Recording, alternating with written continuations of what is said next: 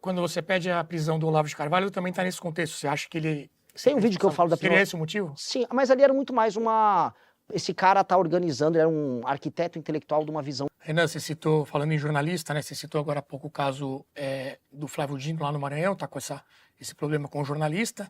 Nessa semana tivemos a decisão do Alexandre de Moraes. Muitos analistas têm classificado como uma quebra de sigilo da fonte, gerou muita crítica. Você mesmo classificou esse episódio como um exemplo de decisão ilegal que não deveria ser cumprida. Né? Você foi questionado sobre esse termo também. Pô, decisão ilegal eu não vou cumprir, e você pegou esse exemplo para mostrar um tipo de caso em que isso aconteceria. Mas como é que na prática o presidente da República, o Poder Executivo, impediria uma decisão como essa ser cumprida? No caso não é o presidente da República. Ali eu estou dando um exemplo de quando um poder ele descumpre não apenas um preceito constitucional, mas uma cláusula pétrea. É uma cláusula pétrea. E tem muita coisa que é cláusula pétrea, como, por exemplo, vamos falar que é a pena de morte. Então, vamos supor que o Alexandre de Moraes descumprisse outra cláusula de pétrea. Ele instituísse pena de morte contra adversários políticos. Aí uma polícia teria que cumprir essa pena de morte, um agente da Polícia Federal teria que cumprir, porque no rol de dispositivos que estão ali na cláusula pétrea, estão esses dois. Ele já descumpriu um, que é o sigilo de fonte, que é premissa para a existência do jornalismo. Nós estamos falando de um problema que está cruzando muitas linhas. Eu acho que quando eu dei o exemplo, é que o que foi colocado, isso foi uma discussão da Globo News. Então, viu aqui no chat, estão falando, não, você falou ali pro cara do antagonista. Pode ser que eu tenha dito na do Tales, antagonista, eu me lembro do papo com a Natuza. Mas nesse aqui, foi uma discussão, assim, com a Natuza, diretamente com a Sadi, sobre uma declaração minha pro Pimentel, num podcast, em que eu estava falando um caso prático. Estou no meio de uma operação policial numa favela. Forças de segurança estão subindo uma favela. Aí, de repente, vem uma DPF lá, a rede de sustentabilidade entra no STF pedindo para brecar aquilo, e aí vem uma canetada monocrática. Você está colocando em risco a vida dos policiais, das pessoas que delataram. Você está botando tudo aquilo em risco. Eu não vou cumprir essa decisão porque ela é ilegal. Se eu cumprir todo o rito que é previsto na Constituição para aquilo, é de uma insegurança jurídica atroz, uma decisão monocrática num tema muito sensível ser cumprida imediatamente. E não é o presidente que determina isso, desculpa. É a AGU, o presidente chega para a AGU. Só que é legal? Não, não é legal. Ah, não é legal? Então pera, eu vou discutir. Agora, se o cumprimento dessa ordem ilegal gerar um dano social enorme, é de responsabilidade do presidente agir. É uma questão de responsabilidade. E outra coisa, logicamente se, não, veio uma decisão monocrática determinando que, sei lá, a alocação de uma tribo indígena estava no ponto A, vai para o ponto B, lógico que você não vai ficar entrando, né, não é um descumpridor de pequenas causas, né? Mas estou falando de grandes temas nacionais e diante de grandes ilegalidades, você vai ter que estabelecer um freio, como em outros casos foram estabelecidos. Eu citei uma vez que o senhor Renan Calheiros, ele não aceitou uma interferência no poder dele, e olha que é o Renan Calheiros, que foi um pedido de afastamento vindo do Marco Aurélio, porque ele era presidente de um determinado poder, e falou, não, aqui não. E não aceitou aquela decisão monocrática, e a decisão foi posteriormente revista pelos pares lá no STF. Ou seja, no fim do dia, já aconteceu casos assim. É uma discussão clara que o próprio STF já tem um julgado sobre isso, e o julgado se diz, decisão ilegal não se cumpre. Isso é um julgado do STF. Então, se o STF já disse isso, é básico. Porque, veja, nós não vivemos um regime normal. Eu já citei que a base da democracia brasileira é a compra de voto, e o topo dela é uma crise institucional entre os poderes. Então, falar que a gente está num regime de normalidade em que um está passando sobre prerrogativa do outro é ilusão. Um presidente da República vai ter que ter a responsabilidade da maneira mais pacífica possível recolocar todo mundo na sua caixinha. E vai ter que acontecer isso, senão a gente vai ficar vivendo num regime que é anormal. Você tem criticado várias decisões do Moraes, inclusive no caso do Mastro também você foi bem crítico, falou inclusive que ele deveria sofrer impeachment, deveria até ser preso, tem uma declaração sua nesse sentido.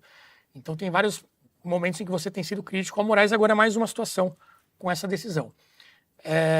Mas no passado também você teve situações em que você elogiou ou até apoiou decisões também muito criticadas do ministro Moraes. Você não acha que esse histórico também ajudou, esse endosso em algum momento ajudou a gente a chegar nessa situação hoje que você está descrevendo e criticando tanto? Não, porque não fui eu que entreguei para o STF esses superpoderes, não fui eu que enfraqueci o combate à corrupção, nem fiz as nomeações que foram feitas tanto ao STF quanto à PGR à época.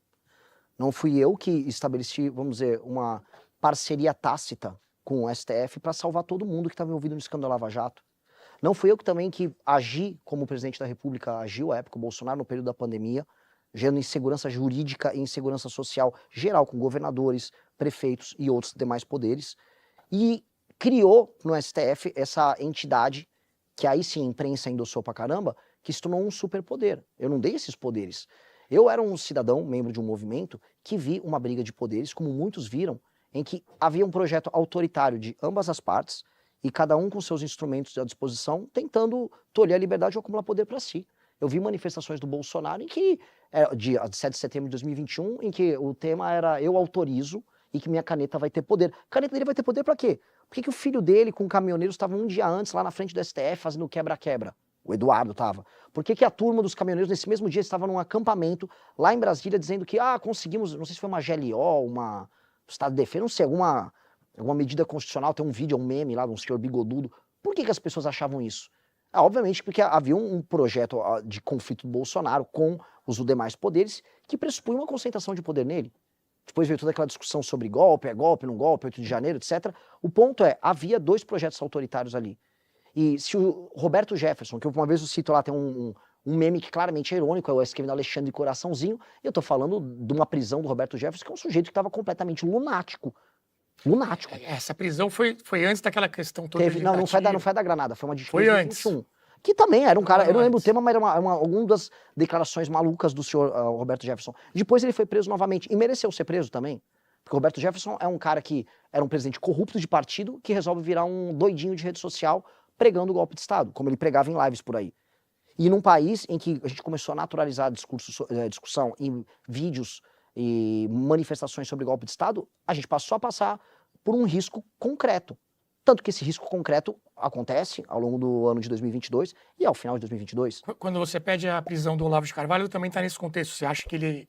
Tem um vídeo que eu falo da prisão. Seria esse o motivo? Sim, mas ali era muito mais esse cara tá organizando, ele era um arquiteto intelectual de uma visão de mundo que vinha desde o impeachment da Dilma Rousseff, em que ele falava de golpe de Estado. O Olavo de Carvalho queria que o MBL defendesse intervenção militar em 2014. Então ele era um arquiteto intelectual de uma visão assim, meio niilista sobre a democracia brasileira e que isso teria consequências. Não é todo mundo que é inteligente igual o Olavo. Tem gente que vai achar que basicamente é só pegar uns caminhões e ir para frente do Congresso pedir golpe de Estado. Por mais que o Olavo, em alguma medida, endossasse isso. Ele endossou isso, ele defendeu. Ele defendia, ele chamava de uma hora de intervenção popular, depois ele criticava os militares, porque os militares estavam sendo covardes. Mas o fato é, ele falou e flertou com esse assunto durante anos. Ele atacou, a gente até se dava bem, ou mais ou menos bem com o Olavo, lá da virada de 14 para 15. Quando a gente fala, não vamos defender a intervenção militar, e quando na segunda manifestação nós entramos com um pedido liminar na justiça para impedir esses movimentos que defendiam golpe de Estado em 2015 para participar das nossas manifestações, aí ele pira, começa a xingar. Aí o xingamento assim, é gay, é isso, é aquilo, é ladrão, o PSDB te comprou, e os xingamentos são bem pesados. Ele ficou trabalhando como um arquiteto de uma visão, de uma perspectiva, que teve filhos e que acabou quase se concretizando no Brasil. Porque assim, eu acho, e esse é o problema, eu acho que a gente viveu um risco de ruptura institucional muito grande. E agora, a gente está vivendo a outra consequência disso. Porque o contragolpe do sistema, que a gente pode chamar, está aí no poder. Está aí no poder. E essa concentração, infelizmente, não foi gerada por nós. Porque quando desculpa, é que assim, é bem importante vocês entenderem sobre isso. Quando começa o governo Bolsonaro, quem estava de joelhos era o STF. Imaginar na virada de 18 para 19 que o STF ia ter aqueles superpoderes, não era o caso. A Lava Jato estava chegando nos ministros do STF. Inclusive, o que acontece com a Cruzoé no começo de 2019, que já é a primeira ação pesada do STF contra alguém, que é a origem ali do inquérito do Alexandre de Moraes, aquilo se dá num contexto assim, puta, vamos tentar fazer alguma coisa. Era uma primeira tentativa de respiro. Só que eles só conseguiram respirar com as nomeações que houveram ao STF, com o PGR, com a negação da Operação Lava Toga, com o fim da pressão que havia sobre a Suprema Corte, que estava sendo, na cabeça das pessoas, não vista como autoritária até 19, ela era vista como corrupta, como endossante de um sistema corrupto. Porque o grande tema nacional naquela época era Lava Jato. Lava Jato, prisão do Lula, corrupção generalizada. E aquilo se deu. Então, o contexto era aquele. A transformação deles em outra coisa se deu na fraqueza do governo do Bolsonaro. Só para fechar esse arco, então, você acha que aquelas declarações, aqueles apoios, citamos aqui o... Não é apoio, aquilo era uma ironia. Era uma ironia de um tweet. Tá, mas você falou que ele deveria ser preso agora. O Roberto Jefferson? Com certeza. Naquela primeira situação. Em todas as situações. O Roberto Jefferson estava cometendo crime sem parar. Na verdade, ele já foi preso antes, por ser corrupto. Citou o Olavo, né, citou também o Eduardo, o Carluxo, enfim, falou que era... Tomara que seja a primeira de muitas. Teve o caso do Felipe Martins também, que você Sim, comemorou. o Felipe Martins, eu quero citar esse cara aqui porque tem gente que tem... Só fechando, então você acha que todas essas foram justificadas e que isso não ajudou a gente chegar nesse ponto? Não na forma. Não na forma. Agora, no cometimento de crime, sim. Eu fui vítima da perseguição do Felipe G. Martins. Minha família foi. Dele e dessa turma. E eu e o Movimento Brasileiro ficamos sozinhos na direita vendo essa perseguição. Onde está todo mundo, virou moda, não, sou perseguido político.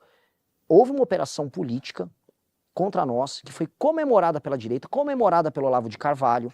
Aquele vídeo que eu falo da prisão, tem que prender o Olavo. Um ano antes estava o Olavo comemorando com a turma deles a possibilidade da gente ser preso. Torcendo, Felipe G. Martins comemorando, Alan dos Santos abrindo live de manhã sabendo já de uma busca e apreensão, Carla Zambelli um dia antes avisando que ia ter busca e apreensão, a peça que justifica uma busca e apreensão no nosso escritório e que redundou em vazar todos os dados da minha família, dados sigilosos da minha família, da minha irmã, que não tem nada a ver com isso, a peça foi baseada numa thread feita por um perfil falso chamado Let's Dex, que era incensado pela turma do Felipe G. Martins. E todas as pessoas comemoraram. O promotor depois, até saiu um documentário acho que foi na Globo, naquele canal, Globoplay, sobre isso.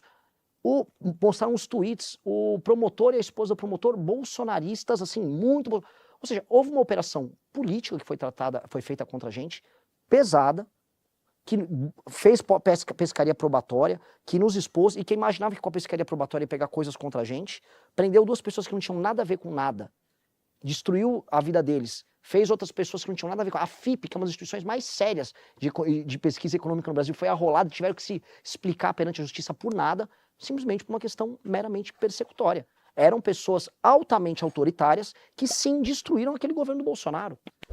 E se eu pegar o caso do Felipe G. Martins, participou das maiores loucuras no final do governo Bolsonaro. E agora quer fingir que é um mártir. Não foi mártir. Se esse cara tivesse poder, eu estaria hoje preso. Ou outras coisas. E outras pessoas estariam presas. Então é uma questão de responsabilidade falar sobre isso. Aquelas pessoas eram altamente autoritárias, aquelas pessoas perseguiram e tentaram destruir a vida de um monte de gente. Vamos falar de bastidor. A gente sabe qual é o ódio do Alexandre de Moraes dessa turma? O ódio. O Alexandre de Moraes ele gosta de briga. Acompanhei ele na faculdade, brigava por qualquer coisa. Perfis dessa turma, daquela turma do Vaporwave, vocês vão lembrar, 2019, perfis, foram até a filha dele falar as maiores atrocidades. Aquela turma se passou. Alguém tem que fazer uma leitura crítica daquele período. Acho que passamos do ponto. Ir atrás de filhas de ministros do Supremo, especialmente de um sujeito briguento como Alexandre de Moraes, e falar atrocidades envolvendo sexo, não ia dar bom. Não ia dar bom. A forma como eles agiram com todo mundo cruzou muitas linhas. Gerou ódios que não são superáveis. Quando você vê sua mãe chorando, como eu vi, porque tinha uma busca e apreensão, como eu vi todos os dados da minha família expostos por conta dessa perseguição política e esses caras comemorando, eu não vou perdoar fácil. Quando eu vi essa turma toda do Olavo comemorando, eu não vou perdoar fácil. O Alan dos Santos dando risada, eu não vou perdoar fácil. Não dá para entender o sentimento muito claramente, mas fica uma impressão de que são 2 grupos políticos de direita em disputa por espaço e um torcendo pela instrumentalização da justiça contra o outro. Então, essa seria o receio. Não, porque eu nunca instrumentalizei justiça contra ninguém. Nunca porque Você não, mas você comemorou eu fiz Parece assim, eles torcendo para vocês irem pra eu fiz uma cadeia e piada vice-versa. sobre a prisão deles. Se fosse essa a minha postura, eu não estava defendendo agora a dosimetria para todo mundo, inclusive essas pessoas. O Kim Kataguiri votou favorável à dosimetria. Eu não sou favorável à anistia restrita porque crimes foram cometidos. Mas se fosse uma vingança pura e simples, a gente não estava votando como votamos a favoráveis à dosimetria. E eu vi a público defender isso, até me irrita, porque no âmago eu sinto a raiva, eu sou um ser humano, eu não sou um boneco. Só que aí eu tenho que dividir o Renan Pessoa do Renan Institucional, o Movimento Brasil Livre, o Partido Missão, do que a gente passou. A votação do Kim foi uma votação de dosimetria que é benéfica para todos os envolvidos. E nós votamos assim, todas as vezes, e justificamos publicamente. Inclusive, até a votação do Kim sobre aquele deputado Daniel Silveira. A nossa votação também, ela não foi uma votação punitiva de um sujeito que falou atrocidades a nosso respeito à época. Então, institucionalmente, não é essa postura. Agora, a postura no Twitter, a piada, o escárnio, como existia... E o rei disso era o Olavo, o rei disso, do escárnio, da piada, era ele. Houve. A piada do escárnio houve. Institucionalmente, não. Acho que essa separação é importante. Se você gostou do vídeo, não esqueça de deixar o like e inscrever-se no canal.